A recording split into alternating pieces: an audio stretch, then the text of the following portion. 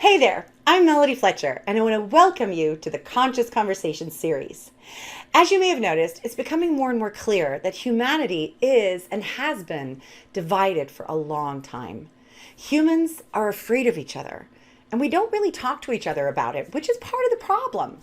Because I believe that if we connect with each other on a human to human level, we can find out that there's nothing to be afraid of, that we're all cells of the same body, and that we all have gifts that, if shared with each other, end up enriching all parties involved. What I hope to demonstrate in these conversations is how beautiful it is when two or more people come together authentically, without fear or bias, and just let that heart to heart, authentic communication happen. Yeah, perhaps something gets said that makes us uncomfortable, but it's okay to allow that. It's okay to allow that discomfort and continue with an open heart. That discomfort simply means that we're growing into something new. I also hope that these videos will perhaps inspire you to have some conscious conversations of your own. All right, welcome back everyone to Conscious Conversations. Today I am being joined by Chuck Fluker, my first African American man in the conversations. We're going to get some male perspective here today. Well, welcome, Chuck. Thank you so much for joining me. I'm so happy to be here. Thank you for having the conversation. Yes, and thank you for being willing to join me. Yeah. So, you are an African American man? Yeah, and I want to stop right there because I don't like the term African American. Yeah. Because yeah, that I find that term, this is just me personally, it propagates the division. Why can't I just be an American who happens to be black? I think the terminology of that is furthering the division.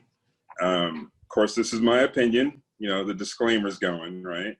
You can only ever Um, talk for yourself. but I don't expect you to speak for the entire Black community of the world. exactly, This is a yeah. conversation between two people. I don't speak for the entire white community. Here we go. Cool.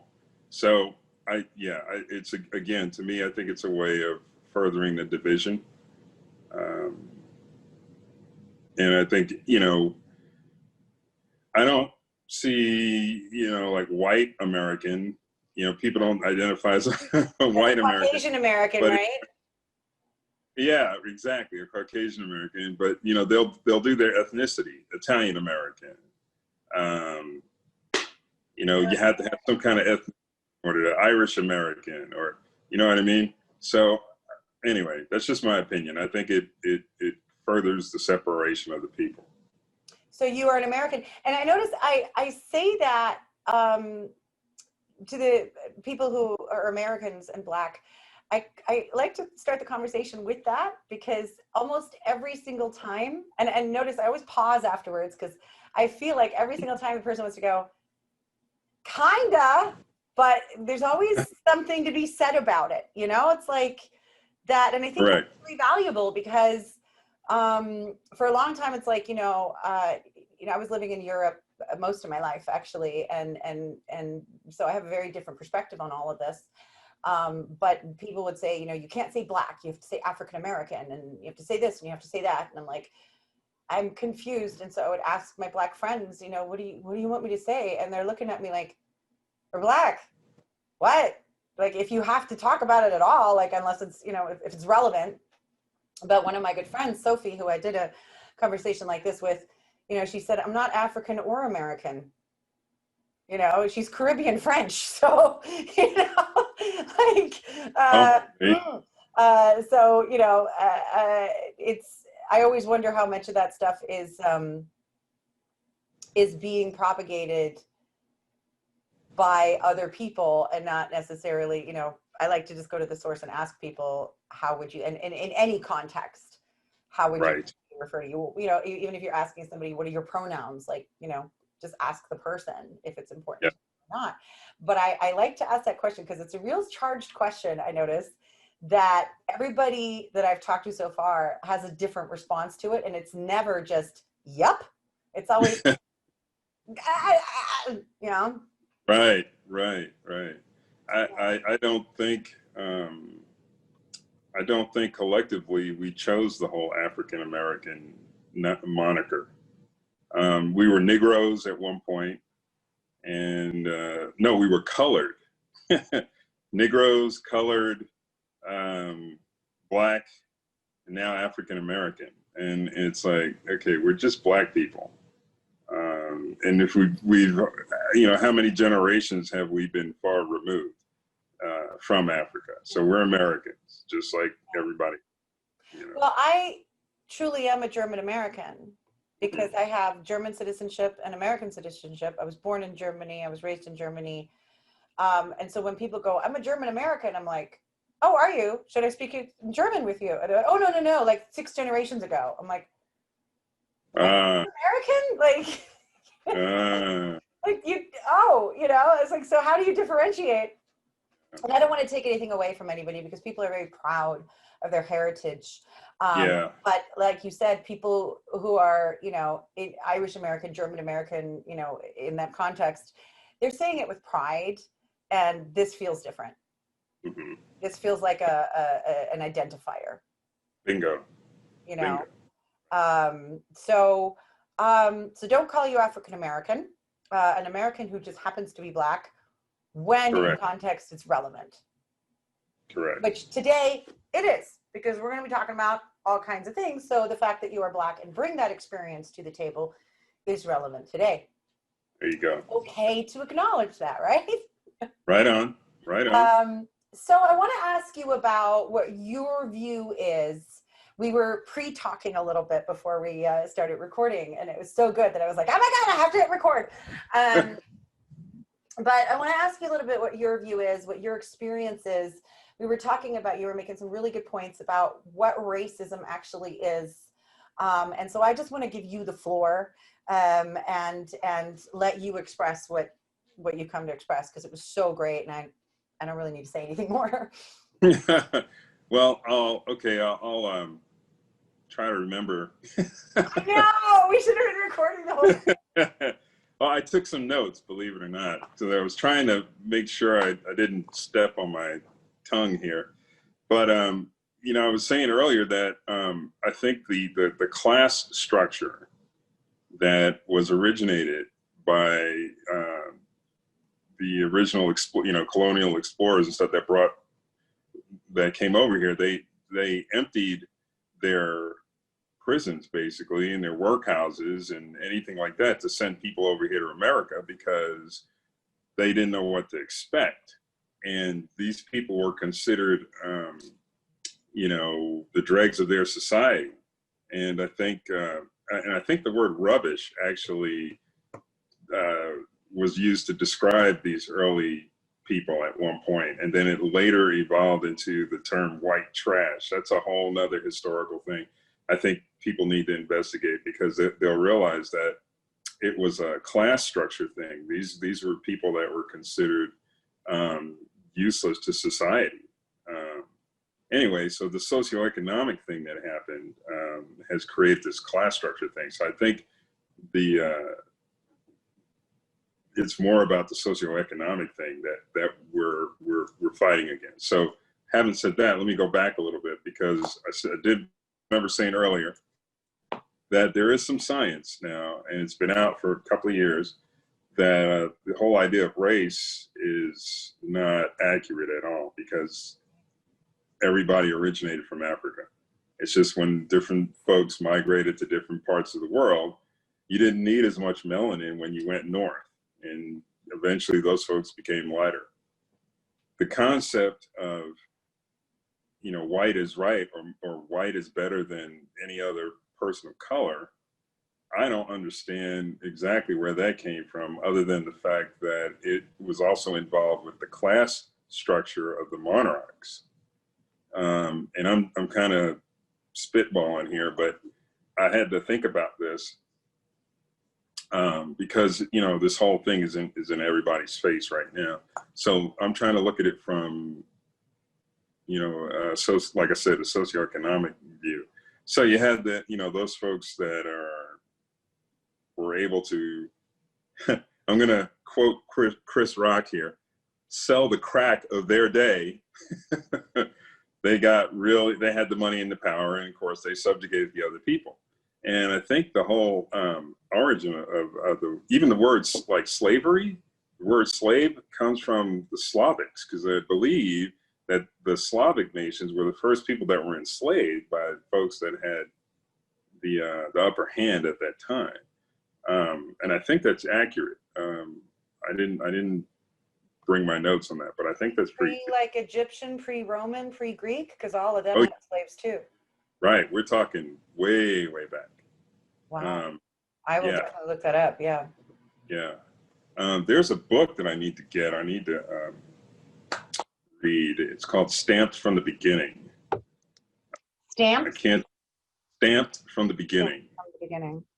And I can't remember the author's name right now, but I want to read that. It's a history on the whole slavery thing and racism.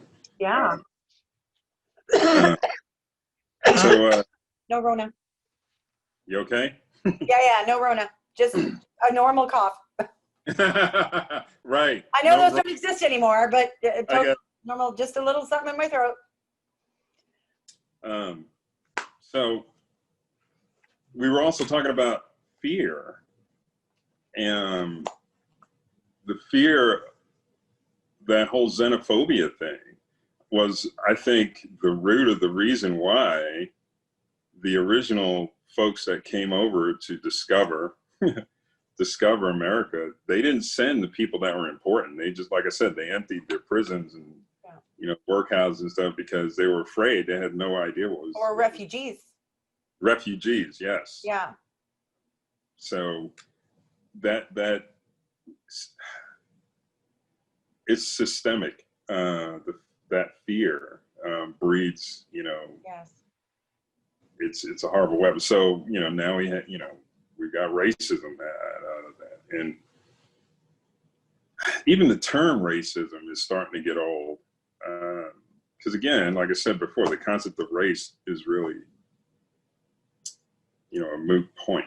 It's made up. Yeah. It's exactly. assigning meaning to arbitrary things. Yeah. Your skin happens to be darker than mine. So if I go out tomorrow and I get a tan, does that change who I am? Exactly. We assign meaning to it. But the problem is that assignation of meaning has led to real consequences. Yep. It leads to real world consequences. It does lead to the oppression of people. It does lead to people being treated differently. It does lead to even less, we were talking about not an even playing field. And so real world consequences are based on a fake construct that doesn't actually exist and never did.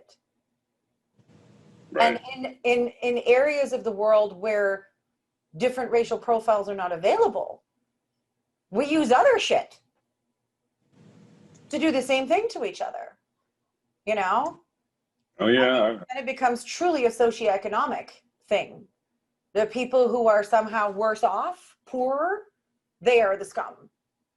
They get to be shit on, right? Exactly. Even if there's no skin color difference, it's still those people from that town, those people from that region, and they look the same as you, they act the same as you, but maybe they have a slightly different accent. In the UK, accents and the way that you speak have a lot to do with your social standing. If you sound posh, you're up here, and if you have a regional accent, a dialogue, maybe if you're, you're Cockney, God forbid, you're from Essex, then you are less than, you are lower class. And I think to bring it back to a point that you made earlier, I think classism, we are a colonized nation. We came from a classist society, which is still classist. And if you go to the UK now, and I've had many conversations with people in the UK about this, classism is far worse than racism. And in the UK, and that energy is still alive with us today. We may not have a king or a queen. We may have corporate overlords or celebrities, that we worship or whatever. But it's still, when you talk to, Americans, in my experience now, and I've been having a lot of conversations, not all of them publicly, but conversations with people, and from all walks of life, trying to do as much research as I can, and I have been since I got here 4 years ago. I was living in Barcelona, Spain before that. And I've always been somebody who has lots of conversations, and I never talk about the weather. I talk about real shit, you know, even if you see me Right. at the grocery store, we're getting into it, you know. Yeah, yeah, yeah, yeah. But that I hear so many comments from people that black and white and Hispanic and everything, that they blame themselves for not getting ahead. And it's not like, sometimes it's I didn't work hard enough, but usually it's I'm not smart enough. I didn't get born into the Harvard group. And so it's kind of right that I'm here. And it's okay for them to have much more than me because I was born into this class, into this level, right? Right. And Right. and it's heartbreaking to hear that, you know. Well, that's part of the indoctrination. That's part of the indoctrination. So you get to, you know, you have the people that are you know in that you know that socioeconomic bracket. Generations of that happens. Then it becomes part of the indoctrination. They believe that because they are this or you know where they are, that they can't go beyond a certain point because so now it becomes a thing where, well, you know, I wasn't a silver spoon kid. I wasn't born in that, you know, I was born in that class, and that, you know, we drink that Kool-Aid, if you will. You know, we get indoctrinated, and it perpetuates the myth. So there's something to that. So the classism thing that we're talking about, in my opinion, becomes a vicious cycle because generation after generation, and we're you know we're caught in that loop, and that's my belief why you're hearing that. It's like it's my fault. I wasn't born rich, or that saying I wish I was born rich instead of good looking. You know, you laugh at that, but that's a self-deprecating thing. That's a reinforcing. You know what I mean? And So self-deprecating humor is very popular. yeah. In many places, but you know, we're both sitting in America right now, and very popular in America. Don't ever praise yourself. Don't ever, you know, if anybody comes out in society and goes, I think I'm pretty fucking great, people go, oh, you arrogant pig, you know, biggest head. But why not? Why can't we be good at things and know it? Why can't we say, I think I'm going to make it. I'm going to go for that, and I'm going to get that. And I don't know how yet, but I'm going to get it, and I can get it. And you know, looking at profiles of education and education in different areas of the country and of the different, you know, and in the world, you know, the way our beliefs change how we treat people. And when we send the message to people and they send it to themselves, you learn to send it to yourself. You get indoctrinated, you get brainwashed, really, right? That there are certain things that you can't do. And this story is told to people in various ways. It's definitely told to the Black community, but not every single child gets told that, and you see the difference. Yeah. It used to be told to women big time. You know, if you're in a poor area, it doesn't matter what color you are, you're getting told that. But you tell somebody often enough that there's no point in even trying. They stop trying. And because it's too painful. And you just start believing it. You don't even try to disprove it to yourself anymore. You just start believing it. And then you teach that to your children because you don't want them to go through the pain of trying and failing. And then 3 generations later, nobody even remembers that any indoctrination occurred. It just keeps. There's kind of like, I don't know if you've read the book Animal Farm. Yeah, oh yeah. Yeah. But I think that's the perfect allegory for society. Yeah, I know. Hey, I hear you.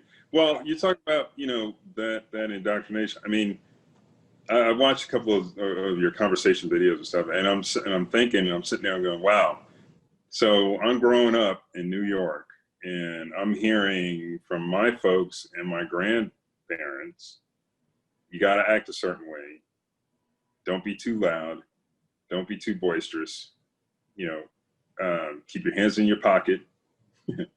um, you know, look straight ahead, look down, don't make eye contact, don't do anything that could be seen as threatening, right? Bingo. Exactly. Right. Yeah. So you buy into it, and you develop. Well, in my personal life, it was a thing where it's like, what's the point of trying? It's like, gosh, this is just way too hard. What's the point? So there was a point, there was a time in my life I was just like skating by. I was doing, mediocre. Mediocrity was my friend. It was a safe area to be. Safe. And then, well, that's the word, I think. Safe. Yeah. Safe.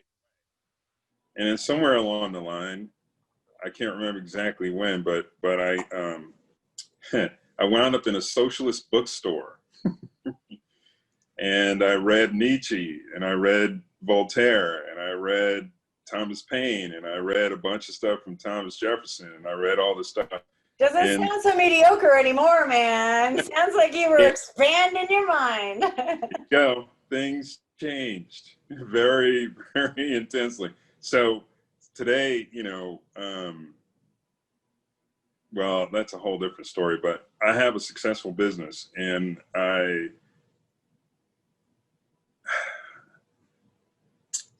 dare anyone to tell me what I can't do. Yes. Does that make sense? Makes you do it all the more. Exactly. Yeah. Yeah. You cannot keep us down. You tell me I can't do it, I'm definitely going to do it now. Right. Yeah. So the passive, I used to be so,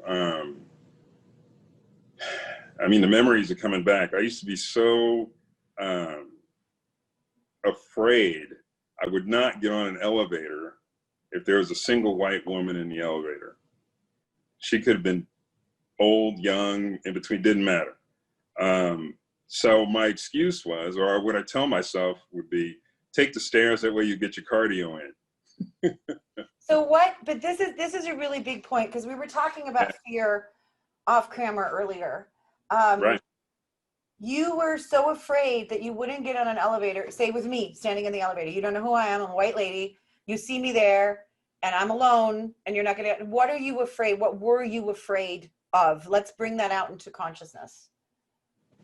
I was afraid, and I was a lot younger then too.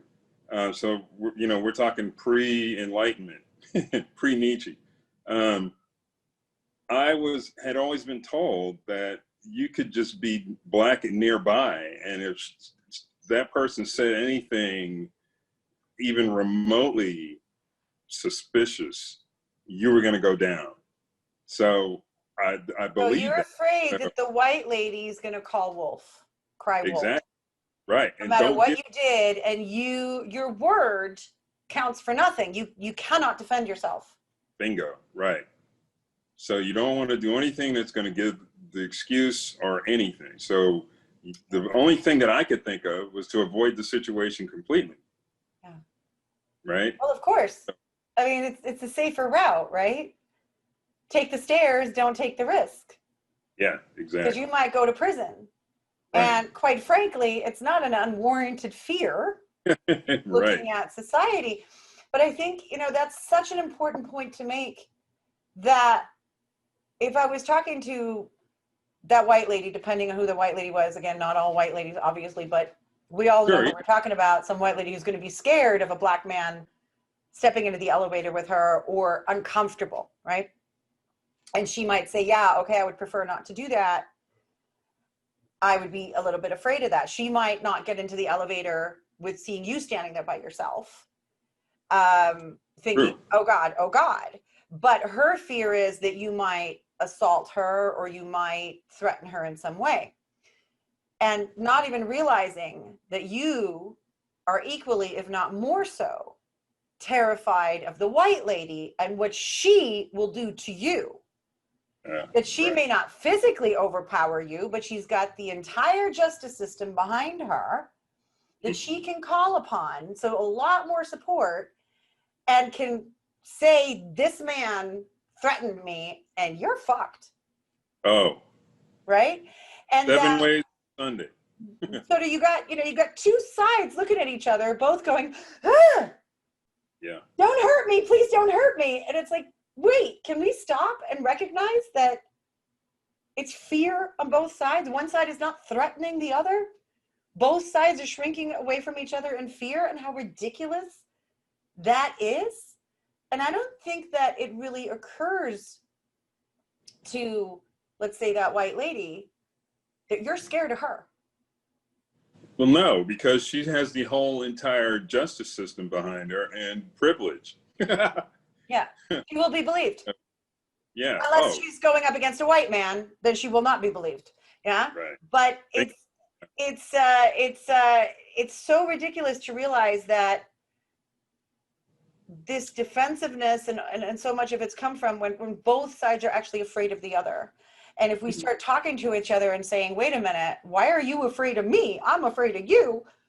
There's obviously some kind of misunderstanding going on here, right? That if we can talk about that, we can get rid of it. And then we can just stand on the elevator with whoever happens to be in there and smile at each other and stare awkwardly forward like humans are supposed to do in an elevator. Right. Yeah.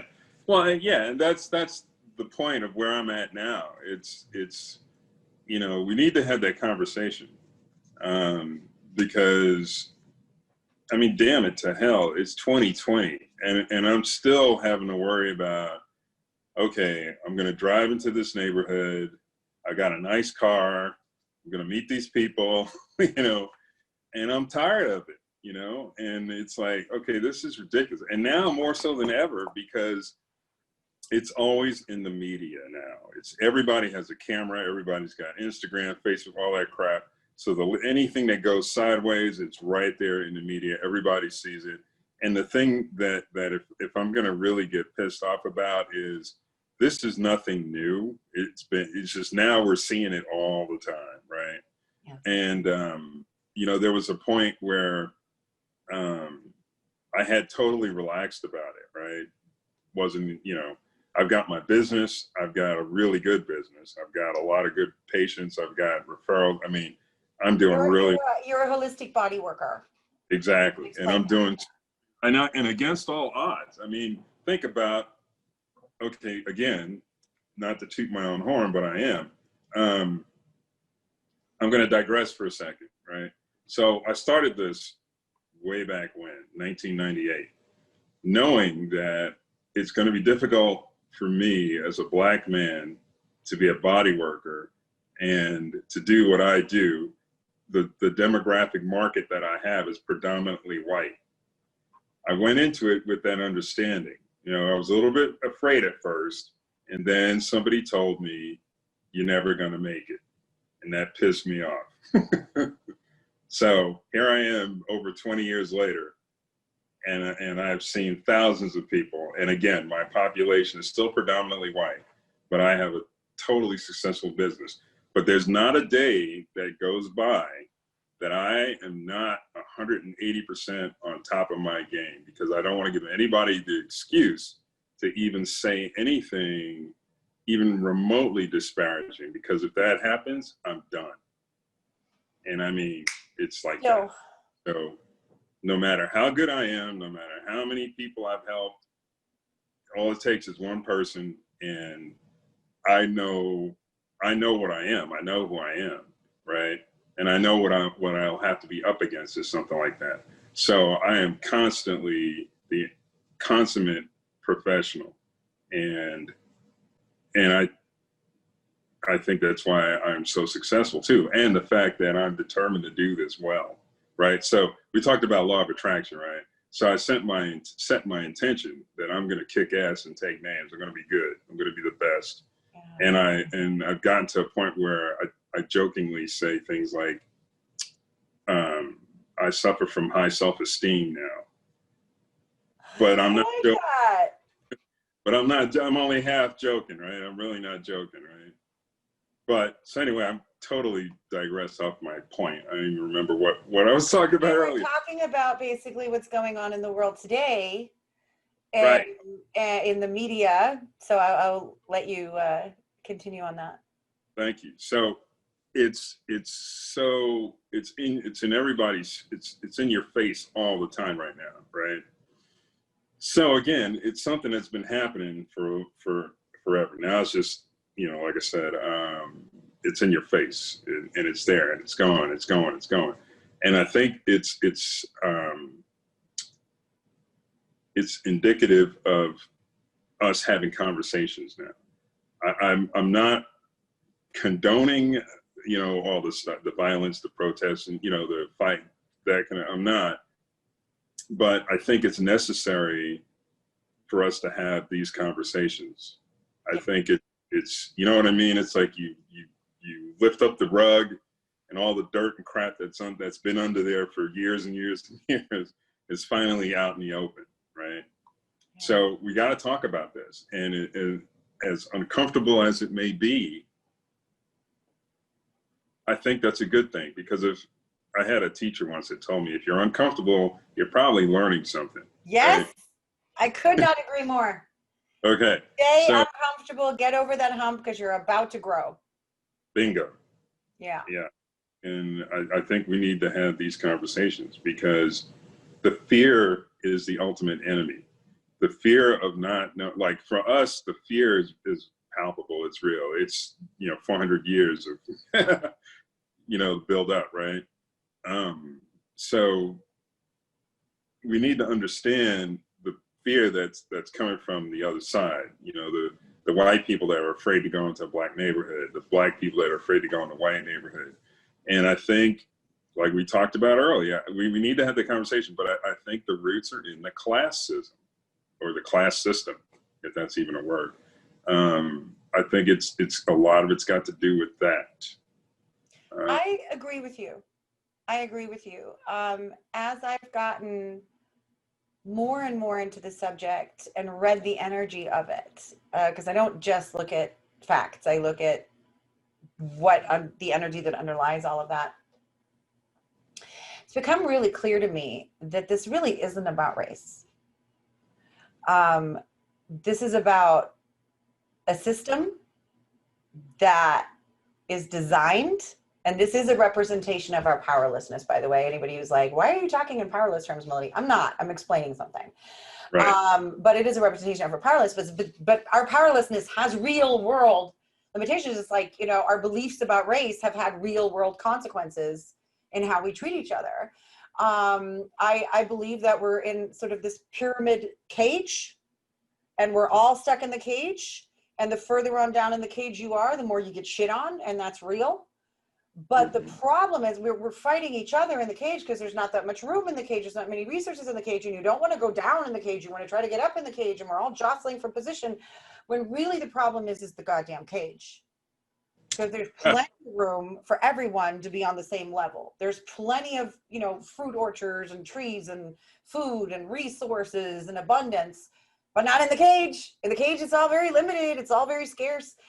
And that the good news is I see this system, this systemic representation beginning to crumble big time, which is also very uncomfortable for people. But I think that this conversation that's happening right now, and for people watching this in the future, we're at the end of August 2020, so very volatile time in our human history for the world. And I want to get too specific on things, because no, I hear you. But I think the conversation about race right now has been hijacked for political purpose. That's the way I see it. And so I think that what we as human beings, and I always say we, I don't say like, I have already cleared this and I'm not, I don't believe this anymore. It's we are in pain. We're all in this together. And I think we need to take charge of this conversation. We, the people, the human beings, need to take charge of this conversation, because if we start talking to each other, this system falls apart. It depends on us being separate. It depends on us being afraid of each other. It depends on us not talking to each other. It depends on us rather beating each other up than talking to each other. It depends on us thinking that we're different from each other and that we're enemies. The system depends on that. So when we start talking to each other, you know, the rulers of countries can go, you must go to war. But if all the people in that country love all the other people in the other country, no one's going to fucking war. The rulers get outed. Yeah? Right. So all Right. these ideas that we are brainwashed to believe about each other, we have to be willing to investigate by having actual conversations and going, all right, I heard this. Is this true? Because I don't actually know, because I only got told this. I did not experience this. Right? Right. And Oh, it's amazing how many, well, I'll just call it out, bullshit yeah. beliefs that we all carry about each other that are not backed up by any kind of evidence. And yet we know it to be true because, well, that's what we've always known, because that's what we were told from a very Yeah. early Oh, age. yeah. Yeah. So, yeah. Right. Exactly. Some person, some guy told me, or, you know, Or this the is how. television or whatever, right? Yeah. Yeah. So going back, you know, to dovetailing what you're talking about, that cage you're talking about is in our minds. You know, it's our consciousness and stuff, Yeah. and the paradigm shift that's happening is causing this cage to crumble, and that's why. Again, this is just me talking, but this is why the shit's hitting the fan. I Yes. mean, you know, there's going to be, I think there's probably going to be more violence, and that's going to be a drag. You know, again, I don't condone it, but I think that because the paradigm shift is happening, the people that want to hold on to that old way of thinking, they're going to do whatever it takes to hang on to those old beliefs, because they're afraid. We're back to fear again. They see the cage crumbling, right? And Well, they're those doing that thought of everything themselves at the top of the cage don't like that. You know, that's what they yes. don't realize though, and this is my energetic reading of it, is even those, you know, you might want to call them the elites or the rich people or, you know, whatever, they think they're outside the cage. They are not. No, Energetically, they're no not. one is. Huh? No, no. And I think they're going to be the most afraid, because they're going to manipulate the ones that are just a little bit below, you know, in the level of the cage, and you know it's crumbling. So they're going to try and manipulate and, like, you know, again, hang on to those old paradigms that just don't work anymore. And then the thing is, People. oh, sorry, finish. I'm sorry. I'm sorry. No, no, go ahead. I was going to say people in general are becoming like self-aware. Yes, there's definitely a Uh, big awakening you going know, on right now. You know, this is a moment in history that we're all going to look back on in awe of how the world has changed. And I think that, you know, one of the things that I find that people often don't understand in my line of work, perhaps in your line of work, is that when we're talking about energy, when we're talking about the cages inside of us, people sometimes misconstrue that and think, oh, so, you know, oppression isn't real. It's like, yeah, that's the representation of the cage inside of you. Like, that exists, that's real, but it comes from in here. This out here mirrors what's in here. And there so you we go. can actually step out of the cage, not by, you know, going and burning down a building that we consider part of the cage. It's about stepping into freedom in here and in here. And then no one can put you in a cage anymore, you know? And I've had the privilege of seeing that, of not only experiencing it for myself, but seeing people doing that, of all cultural backgrounds and racial backgrounds and genders and, you know, sexual orientations, and run the full gamut. And as people become empowered, they step out of the cage and they no longer experience the oppression of the real world constructs that are out there that you can find and you can point to, but it still originates in here. And I think that that's often a misunderstanding when people say, well, what do we do out here and what do we do in here and how are the two connected? The outside is the mirror of the inside. So when you see something outside that triggers you, that makes you go, this is unfair, it is unfair. It absolutely is unfair. Now, how do you, but that's energy within you that, there's probably a whole lot of things that you feel that way about. And now we got to do the energy work. And then when you shift that energy out of you, it's not about making that fair. It's about recognizing how you really feel about it. And that's what's happening a lot right now. And I think that the rather traumatic things that are happening in the world, and yes, even the violence, all of it, it will continue to get worse, as bad as it needs to get. Just like when you're in a, in that space in your own life, in that negative manifestation after manifestation after manifestation is beating you down. It's designed to wake you up. It's designed to make you see something. And as soon as you do, it all goes away. It just drops away and things start to line up. It only gets as bad as it needs to. And, I kind of look at the world right now and I say, how ridiculous does it have to get before you start to go, something's not right here.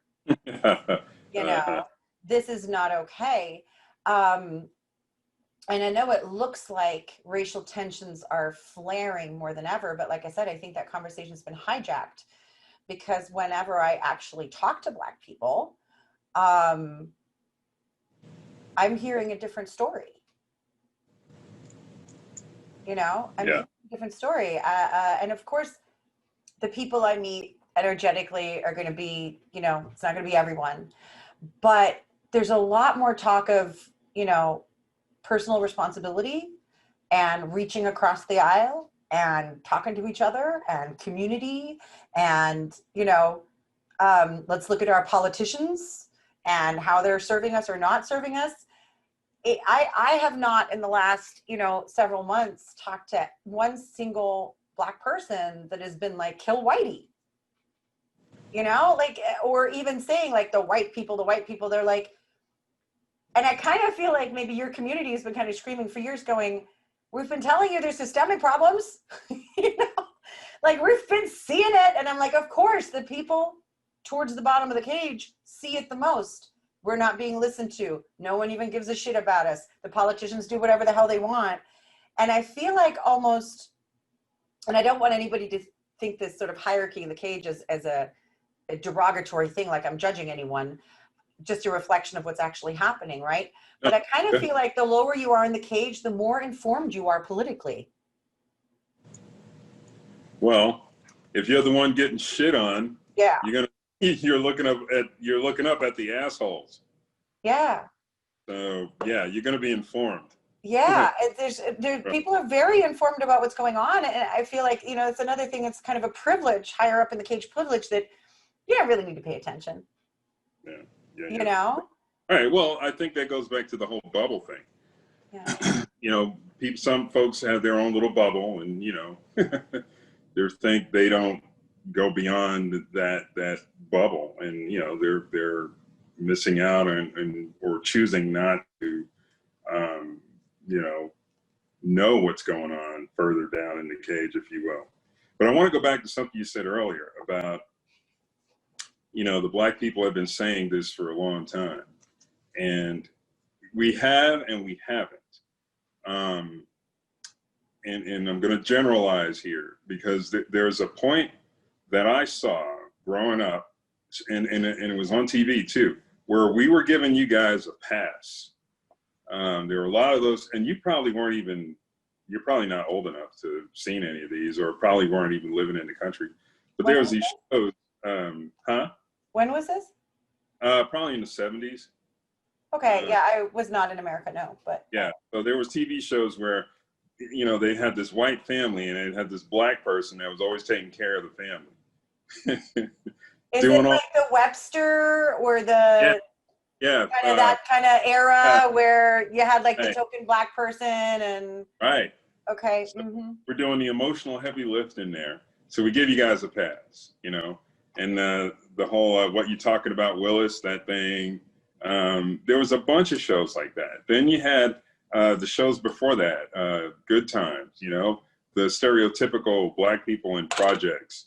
And then you had the Jeffersons that were, these people were Black people that were making a little bit of money, but then they were stereotyped, and, they were trying to be like the other side. I mean, George was flouncing around and,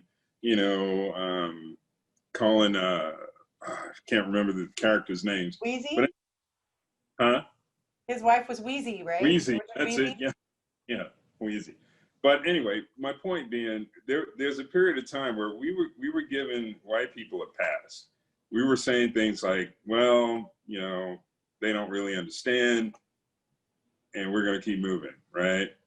And I understand that mentality and why that might have been important. But now we're not doing, or I'm not doing it, and we're not giving y'all a pass. and I say that, and not necessarily from an anger point of view, but you're going to hear what I'm going to say.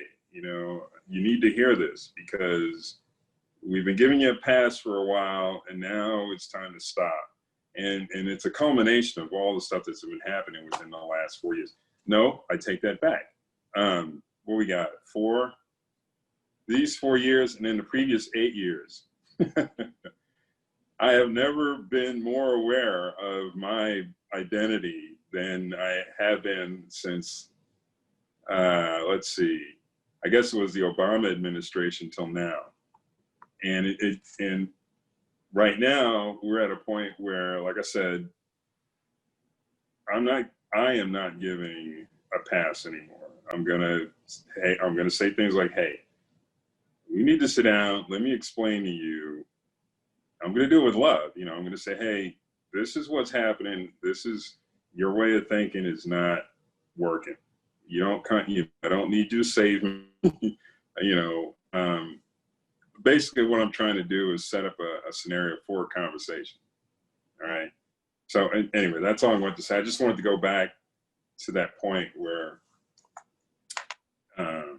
we were giving people a pass, and it was done. The media even showed it. That's why I brought up those shows. We were always taking care of some white person's kids or something. There was another show where, it was Benson. He was like the butler or something. It's like, I don't know what Wasn't he like a wise butler? Yeah, and see that annoyed me a little bit in retrospect, because as a kid, I'm like, oh, cool, black people on TV. We were really excited just to see anybody. It was novel, right? At least you get to be there. Right, but in retrospect, it's like, we're still doing the heavy lifting. You're not a real person. Yeah. It wasn't a real character. It was, comic relief, or, and it's comedic foil. Always in service of the white protagonist, usually white male protagonist. It's just like the gay character for a long time was really just there to be the comic relief. The black sassy girlfriend is there to, push this story of the white protagonist further. And of course we always have, supporting characters and things like that, but let them be real people. Right. Let them be real people. I have a lot of clients, and some of them are artistic and writers and things like that. And I get questions such as like, do I need to put black people into everyone? And, I'm going to ask you this because I can tell you what I say to them as I'm channeling an answer, but why not, ask a black person? If someone is to write a book, are they racist if they don't put a black person into their book? That's real questions. These are real questions. That's really good. That's a really good question. And my answer is not as simple as yes or no, because as an artist, I'm an artist, creative guy. I have a business, but I've got other stuff going on. I'm very artistic. So it depends on what are you trying to say in your book or your movie or your, if you're not putting black people in your book for the sake of not putting black people in your book, then whoever that author is needs to check themselves. And, why is that? But if the story is a situation where it has nothing to do with black people, then don't put them in your book. Yeah. Well, if it's set in a town that has no black people, you don't need to be adding black people into that setting, right? Because then it's just a token black person. which is Yeah. not appreciated. Right. But I mean, I mean, if you make a movie about a men's prison, I'm not going to get pissed off that you didn't put a woman in that movie. right. You know, I'm not going to be like, this doesn't pass the Bechdel test. It's like, it's a men's prison. There are no women here. This, you know, so the answer that came through is, if you're going to put Black people or gay people or anyone, do them justice. Right. Make it a real character with a real purpose, not some stereotypical, but if your story doesn't call for it, no, of course not. Like, I'm Right. sorry, you know, if you're gonna make a movie about, you know, some remote town in Finland, you're probably not gonna have a Black person in there because they don't have any, you know. Yeah. Odds are pretty slim. Yeah. But if you put it in, you know, New York City, and every friends and every single character is white, friends. Sorry. Yeah. Yeah, but you put it in the middle of New York City and every single character is white. What? Yeah. That's a melting pot of multiculturalism and everyone's white? How did you do that? You know? Yeah.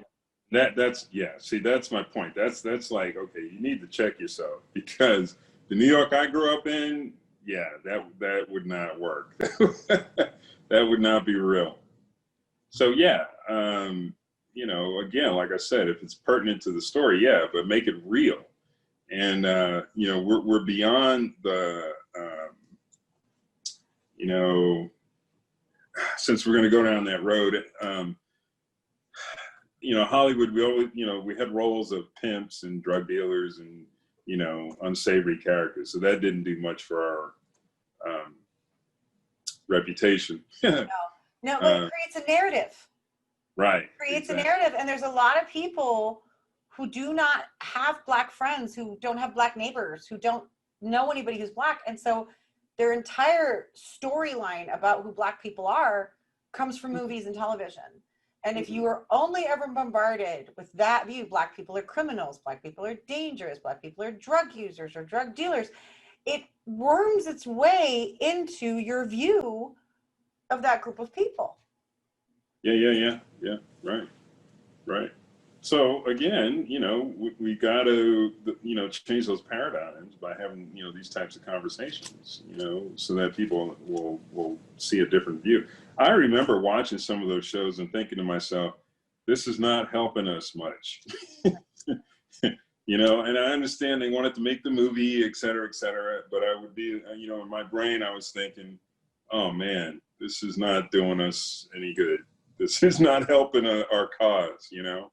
I'm gonna get lynched for this, but I heard a friend of mine say, Black people look at, forgive me, I never like to call people out, but he said, Black people look at Tyler Perry the way white people look at Adam Sandler.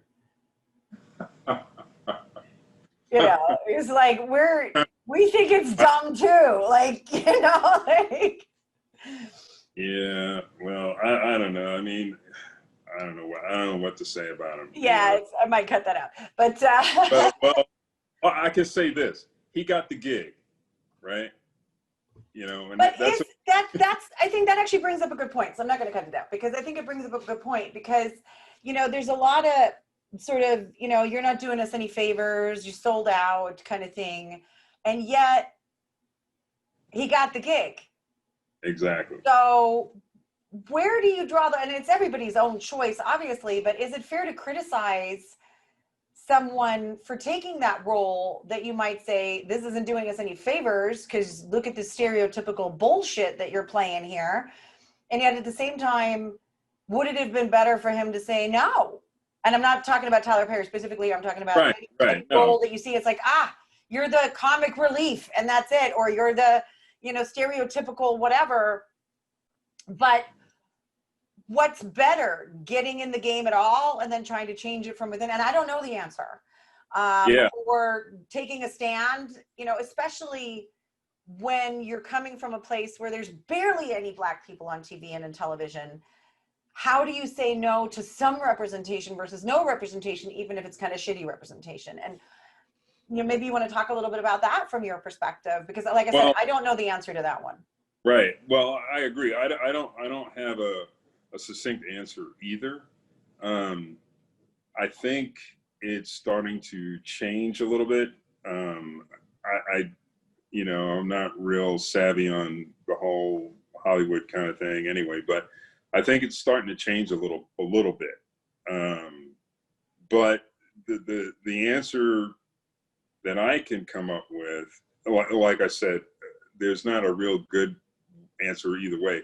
But we should be able to nowadays, when you put something out that is, from a Black producer, writer, whatever it is, and if it's shit, the Black community should be able to say, this is shit, okay?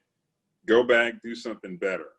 Yeah. I think we're finally getting to that point because the quality of the filmmaking is a lot better. There's a lot more leading roles type thing. But I will say, I don't want to jump off on too many tangents, but I'm still concerned about the role of Black women in media. And this is just a personal beef of mine because I'm really, I'm concerned about women in general, period. I still don't see them getting a fair shake. I still don't, I still see them as oppressed. But Black women are kind of in that double whammy kind of thing, women and Black, right? So I want to see more of a change in that part. Since we're talking about media and, TV shows and movies and stuff like that. And I think it's happening. I think it's slower. And I'm getting glimpses of the evidence of it. But anyway, overall, I think, at a point now, we should be able to criticize our own stuff. We should hold ourselves to a higher standard. If we're producing, if we're putting it out there, if we're, writing, directing, et cetera, we should hold each other to a higher standard. Just my opinion. I think that, and it's not the same, but I do draw parallels between racism and sexism, just as a, understanding sexism from the other side a little bit better. Right. But when again, getting kind of specific here, so just inviting the hate in, but by the way, if you want to troll me, go right ahead. I don't fucking care. But the new Ghostbusters remake that came out a couple of years ago, it was an all-female cast. And, whatever happened before the movie came out, yeah, that was sexism. That was, you can't do this with women. Shut up. Just like, James Bond can't be a Black man. He's a fictional character. Yes, he fucking can. If we were talking about Abraham Lincoln, probably shouldn't be played by a Black guy. But, a fictional character, I think we can do whatever we want. And, but here's the thing. I was so disappointed because the movie was shit, in my humble opinion. And it had really great actresses. It had no script. It had no story. It had no character development. I think they just went, we have 4 comedians. Let's let them loose. I'm sure a movie will somehow percolate out of it. And it was almost like a culture, like you couldn't criticize it without being called sexist. And I'm like, I am a woman and I am not sexist. And I love all 4 of those actresses. And it was shit. Sorry, Yeah. And we, and I think that by it being shit, it set I wanted it to be good. I wanted it to be excellent. I wanted it to be Wonder Woman, which was great, Yeah. You get my point. Yeah, you need to be able to call out the quality of something, right. Just, without being considered prejudice because of the people involved and saying, these actresses deserved better. The audience deserved better. Ghostbusters, the franchise, deserved better. And that's not sexist, and if we were talking about 4 Black characters and they made a shitty movie, I'd say the same thing, although I probably wouldn't say it publicly. No. But it is that sort of getting sanity back into the conversation, which I think that we can do especially when we have conversations on a smaller scale, on a personal scale, on a more intimate level, rather than trying to have national conversations about race, which are always going to be hijacked for whoever wants to put an agenda behind it. Oh, These conversations need to be had in living rooms and, in coffee shops and sure on Zoom calls, between individual people who are talking to an individual person and can say, do you believe this? Do you believe that? Instead of they, them. How do you ask them? You can't ask them anything, and you can describe whatever you want to them, and they can't defend themselves. But when you're talking to one person, now you're showing up. Now you can't hide behind an agenda. Now you're actually having to put your face to it and say, hi, it's me and you. Let's talk. And it changes the conversation, because I think that also a lot of people get caught up in rhetoric that isn't even theirs, but it's crowd speak. It's, the crowd is moving you along. There's some brainwashing there.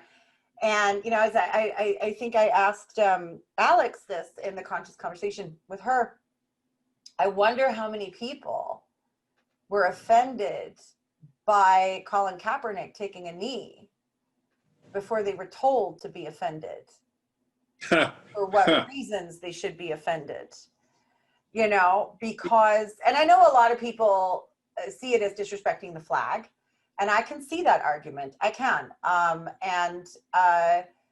can, I do my best to see all the arguments, because just pushing against it doesn't help you understand where people are coming from. And I've personally had conversations with people who do feel it's disrespecting the flag. And then you can have conversations one-on-one with them and say, well, in the military, taking a knee is actually a sign of respect. And how is this, why do you feel that it's disrespecting the flag? But I think that when you hear a bunch of people saying the same phrases, they didn't get to that on their own. They were told those reasons. They were told to be upset, and I wonder how many people had a problem with it before they were told to have a problem with it. that's an excellent point. That is an excellent point, because I totally agree with you. Going back to what you said earlier about the smaller conversations, I think is the only way that we're really going to be able to push even further. Because if we're doing this thing from a grassroots perspective, using your analogy again, we're on the bottom of the cage, and we're talking to people that are maybe a little bit further up in the cage, but we're having the conversations on a smaller level. You and I, a couple other people, in conversations, and the change happens a little bit at a time with that, but collectively it becomes a major movement. And I think we're seeing some of that now. If we can do that, and people really start digging in to doing that kind of thing, there'll be less of the influence of what we're being told to be offended by. Does that make sense?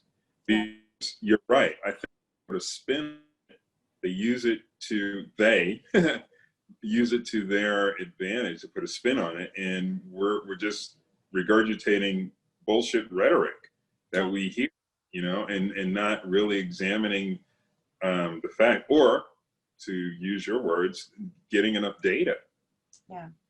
We're not, We often have no data. Yeah. We have no data whatsoever.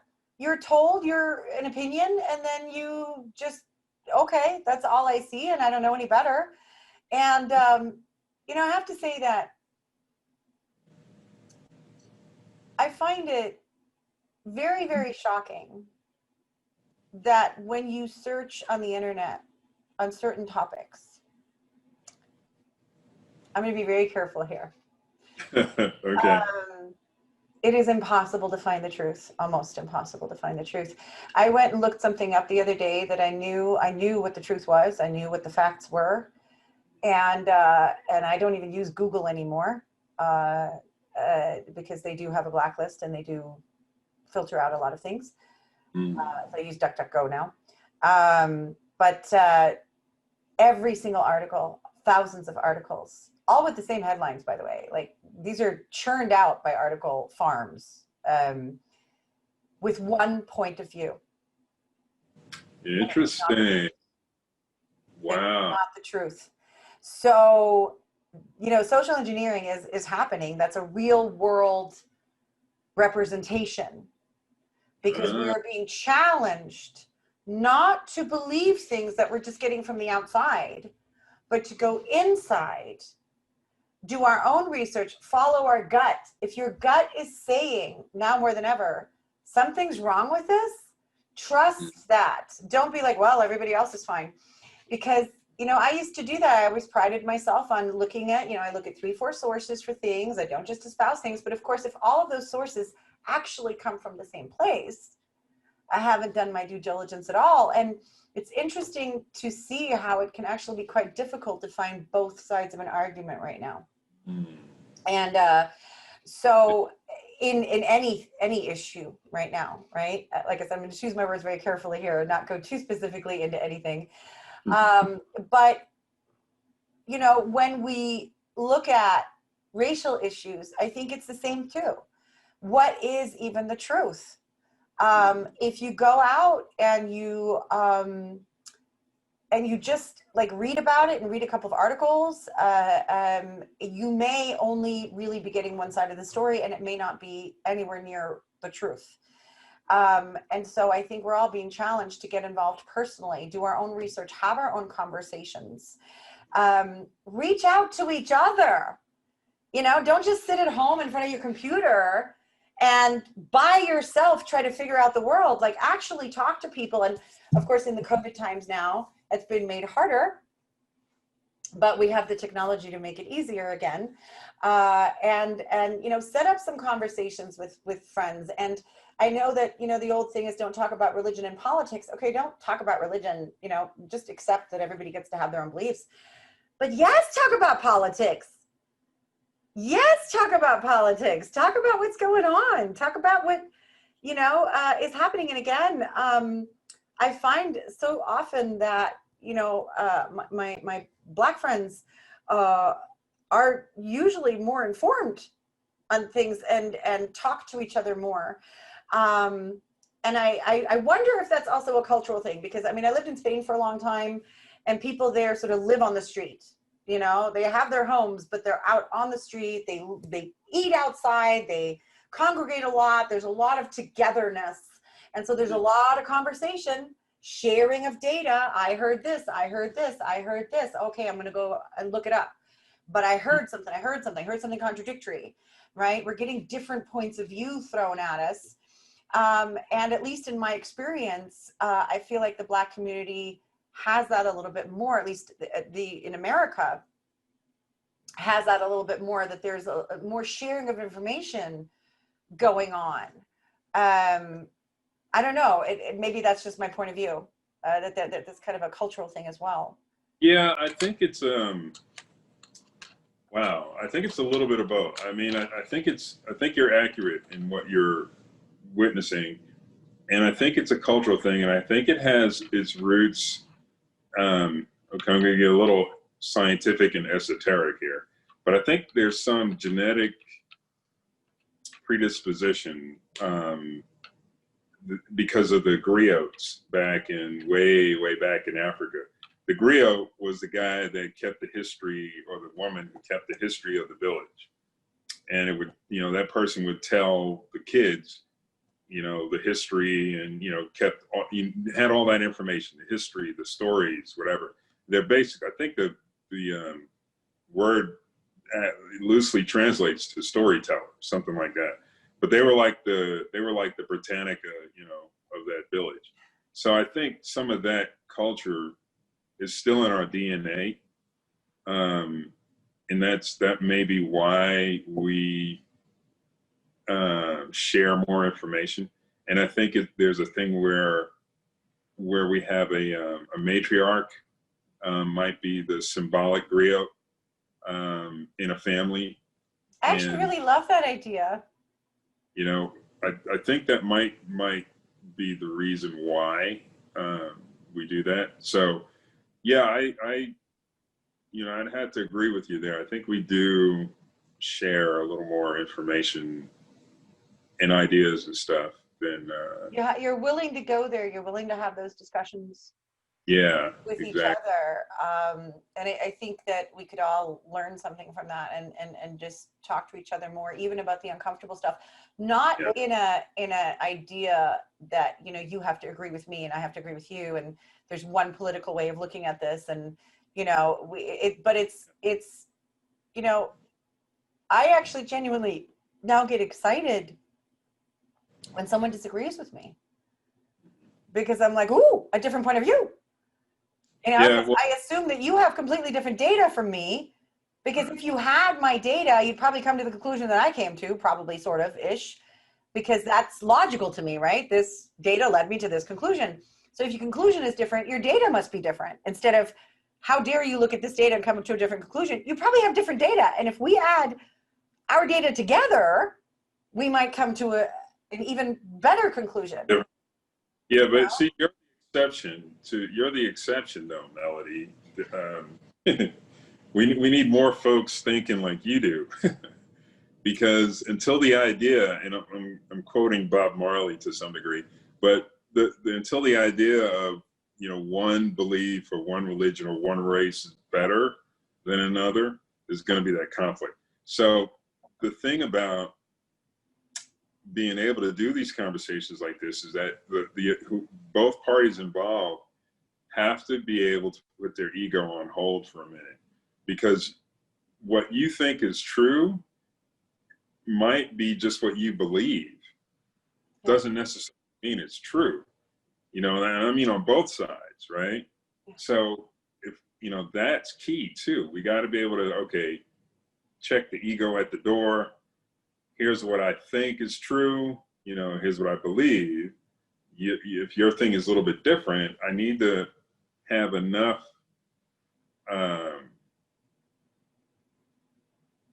I don't know, enough compassion, let's say, to hear you out and consider and humility. it. And what? I think humility. Yeah, I hate to use the word humility because it just Has baggage. it almost has baggage. Yeah. Yeah. I mean humility as in, you know, the ability to accept the idea that maybe you're wrong. Oh yeah, yeah. You know, but that isn't a character judgment of you that you're wrong. It's just, well, of course I'm probably wrong. I don't have all the data. I only have the data that I've gathered. And so my conclusion, what I think is true, it's just my conclusion, is based my best guess on the data I've gathered. I like to look at these things from a scientific point of view. You know, you Well, have yeah. a hypothesis, you have a theory, but then you get a new piece of data and your theory gets blown up. And that's all you ever have is a theory, you know?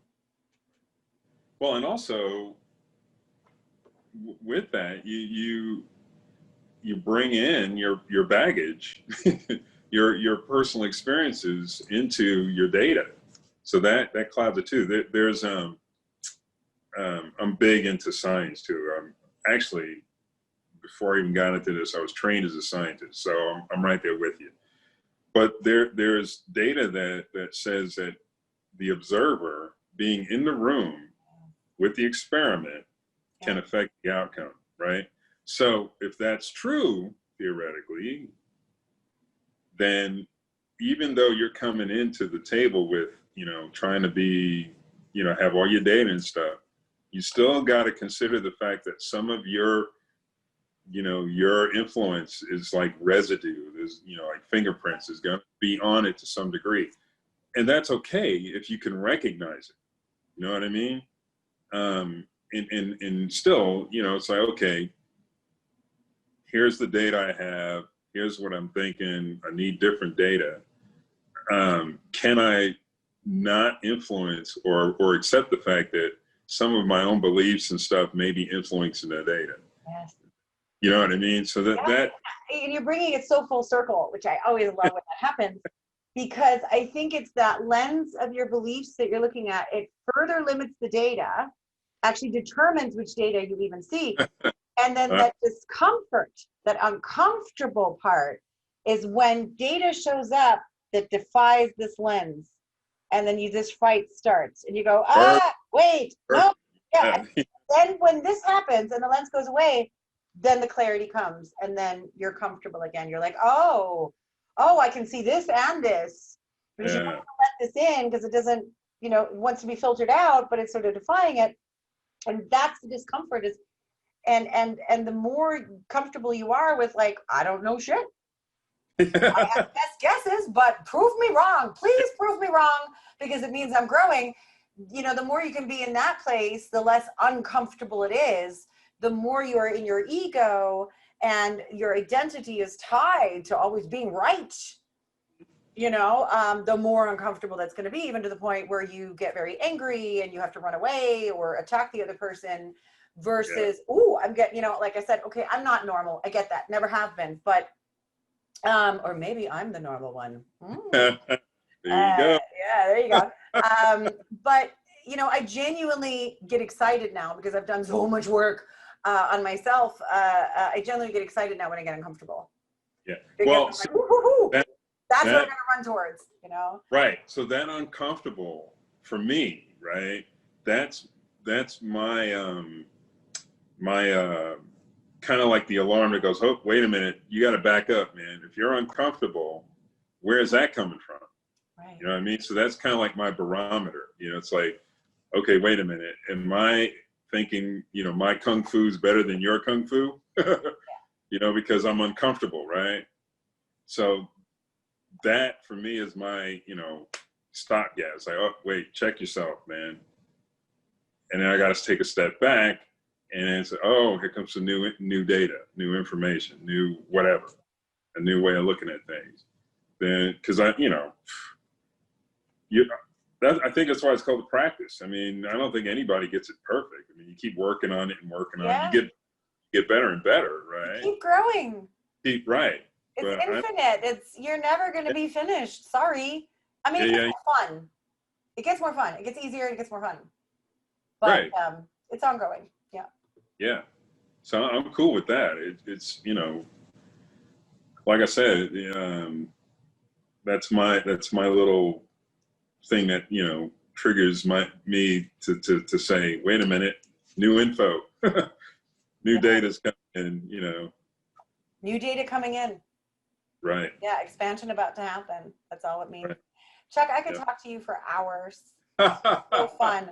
But I'm also cognizant of people's, time and if these videos get too long and I can't edit these videos really. Oh, right. Because I don't dare take anything out. It's like, maybe somebody else would cut them apart more, but that's why they're as long as they are, because I don't dare take anything out. I just want that flow and that conversation to be in its state. But before I let you go, is there anything else that you would like to share? Anything that you feel you would like to say?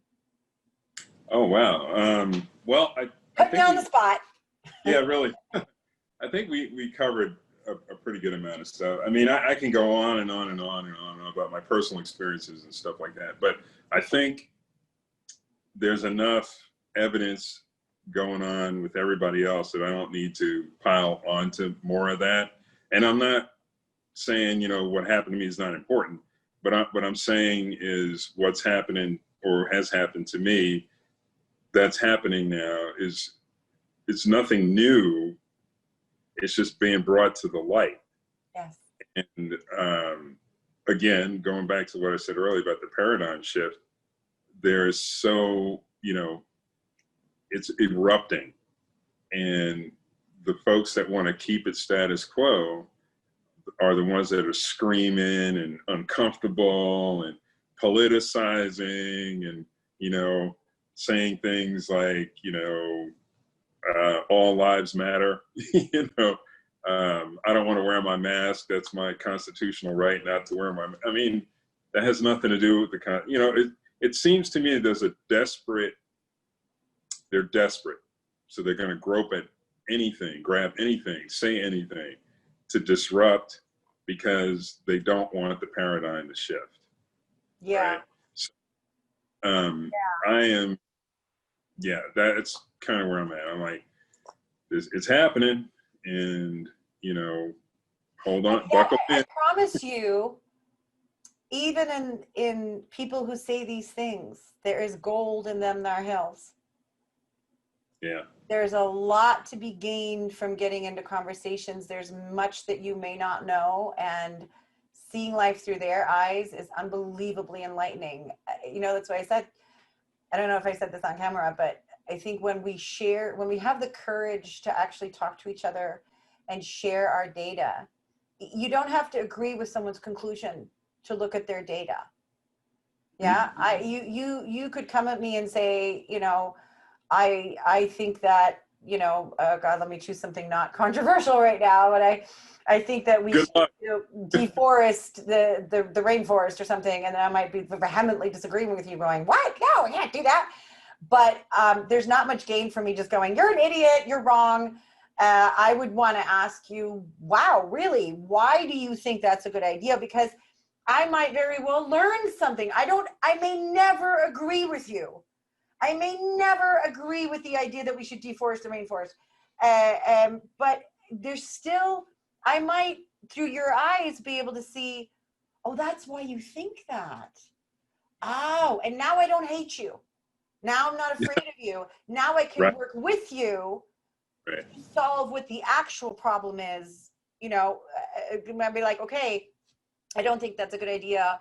And you do think that's a good idea, but we're talking conclusions.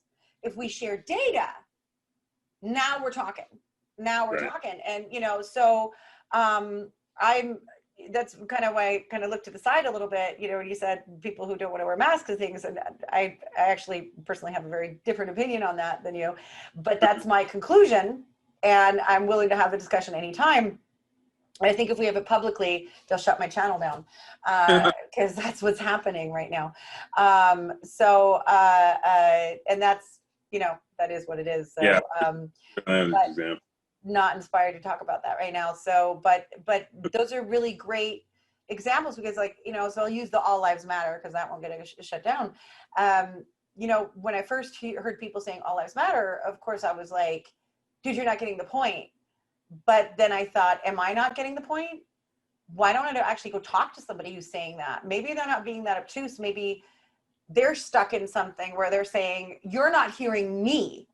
Mhm. And everybody is yelling at each other, Black Lives Matter, all lives matter, Black Lives Matter, all lives matter. And it's like, wait. I don't think either side is hearing what the other one's saying. Mhm. And I don't think that they're saying what the other side thinks that they're saying. Because if you're saying something to me and I hear it through my filters and then I react to that, I may not even be reacting to what you're saying. Now we're not having a conversation. We're just yelling at each other. Oh, right. But if we sit down and actually kind of hear it out instead of saying you're tone deaf, you don't get it, you're racist, it's like, wait. How about I give you the benefit of the doubt and have a conversation with you? And, I know there's a lot of people, it's like, hopefully these conversations will open people up to seeing that, it's actually totally okay and fine and not hard at all to have conversations with people. But to be fair, I haven't had anybody from the Ku Klux Klan on to get their side of the story, right? I haven't, so it's a bit one-sided. It is right now, it's, I haven't had anybody on that I vehemently disagree with, even though I have never talked to somebody from the Ku Klux Klan knowingly, but I have certainly talked to people that I vehemently disagree with in their conclusion, but I can still listen to their data. And I always learn something, and it opens up my heart to more compassion for more people because it's almost never what you think it is. It's almost never for the reasons that you think. They're not saying what they're saying for the reasons that you think that they're saying it. There's something underneath Well, that, yeah, go back to what you were saying before. It's probably, they're just regurgitating some other kind of rhetoric. But my point is that in order to have the conversation, I mean, we need to have these kinds of conversations. Is they got to quit squirming and bitching and moaning and complaining so that they can sit down and have the conversation. Yeah. I'm not quite there I'm not quite where you are yet. I'm working on it. I'm still in a position where, you know, they don't get a pass. You know what I mean? If they're willing to come and talk to me and, you know, we have the conversation, yeah, I'm going to listen to you. But if you're going to, you know, you're going to come at me and you know, from a place of ignorance or not wanting to hear what I have to say, then I you know, I got nothing to say to you because I can't be a conversation of you're wrong, I'm right. No, right. People are trying to convince the other. It has to be a conversation where I'm fully aware I'm probably not going to agree with you, but I'm willing to listen to you anyway. Yeah. Really listen to you. Really ask you questions, right? And that's opening yourself up to the other person's data. And actually, we should be doing that with people that we disagree with, because if we just keep talking to people who agree with us, we're probably getting the same set of data over and over and over again. Well, and nothing changes, you know, the definition of insanity, right? Right. Right. So, yeah. So I'm hoping that we'll start small like this, right? One-on-one with an audience, but one-on-one. Yeah. You know, it's got to start somewhere, you Yeah. know, and I think, you know, that's what's, you know, it's going to start somewhere one-on-one, hopefully, and then exponentially it'll get bigger and bigger and better. And then it'll be good. That's all I can hope for. Yeah. And I'll do my part, you know. I'm willing to answer any question, you know, give my perspective, you know, my, and, you know, my opinions, perspective and stuff, and, you know. Which is valid. And, you know, everybody's conclusions are, well, people's conclusions aren't valuable or valid. People's data is incredibly valuable and valid. Right. And if we can keep our conclusions fluid, as we add more data, change the conclusion, then we probably won't argue with each other anymore. You know? Oh, man. Only. Right? Yeah. Well, that is what I'm putting my energy towards. Yeah.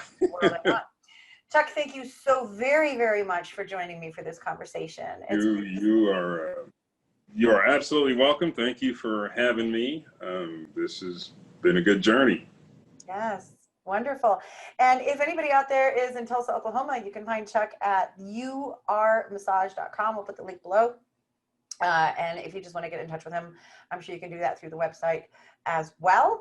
Only with love, of course. And thank you everybody who was watching and who got value out of this. If you did get value, please share it and subscribe on YouTube if you can. That helps more people to see it. Thank you very much. Thank you, Chuck, so much. Thank you. Thank you so much for watching this installment of Conscious Conversations. If you feel that your voice or the voice of a group you identify with isn't being heard, and you'd like to participate in a public conversation like this, or if you know someone who would be perfect for this format, please contact me through my website at melodyfletcher.com. Otherwise, I'd love to hear what you think in the comments below. Did you enjoy the format? Were there any aha moments? Were you left with more unanswered questions that you may want us to answer in future conversations? Did you get uncomfortable? Were you able to sit through the discomfort and come to a new understanding? Let me know in the comments. All voices are welcome, but we do ask that you keep it respectful and constructive. In other words, what you have to say is important, just don't be a dick about it. If you're watching this on YouTube, please hit that subscribe button. And if you found this conversation valuable, please share this video on your social media and help us spread this message. Until next time, I'm Melody Fletcher, and thank you for bringing your light to the world.